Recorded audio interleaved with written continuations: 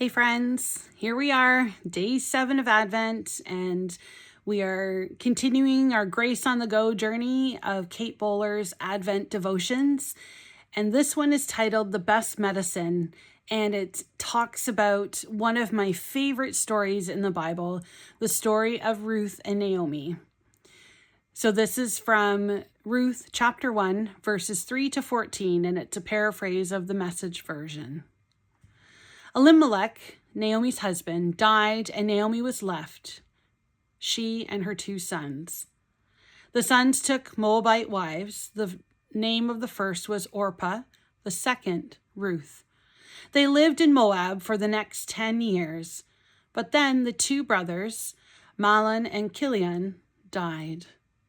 Now the woman was left without either her young men or her husband.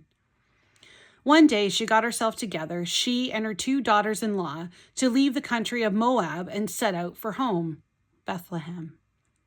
After a short while on the road, Naomi told her 2 daughters-in-law, "Go back, go home and live with your mothers, and may God treat you as graciously as you treated your deceased husbands and me. May God give each of you a new home and a new husband." She kissed them, and they cried openly. Orpah kissed her mother-in-law goodbye, but Ruth embraced her and held on. Let's tuck in. I always say that I don't have hobbies, I have friends.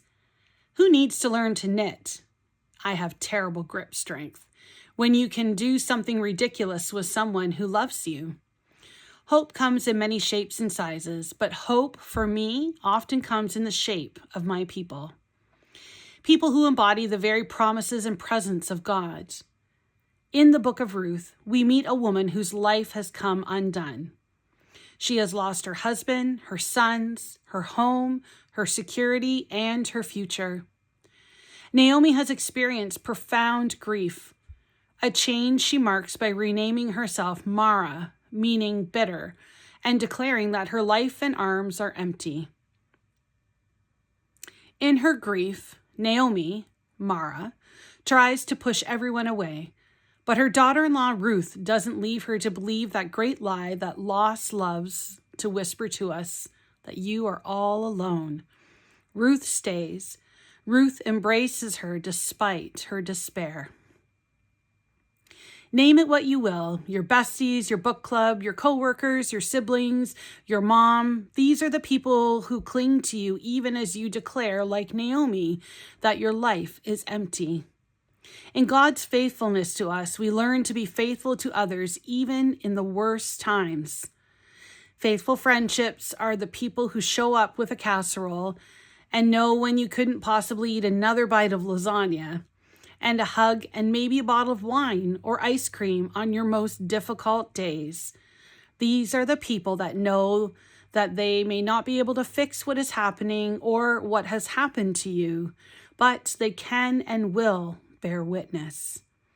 These friends will believe, even when you can't, that the sun will rise again. And in that kind of hold your hand through the worst of it love, may we find hope. A blessing for friends who hold us up. God, when I am no longer quite so tall and strong, give me those who hold me up and remind me of who I am and that I am loved. Friends, may you feel that today. May you feel the love and support of the people in your lives. And remember that you are loved just as you are. You are enough just as you are. You are valued. You are seen and heard. Take good care. See you tomorrow.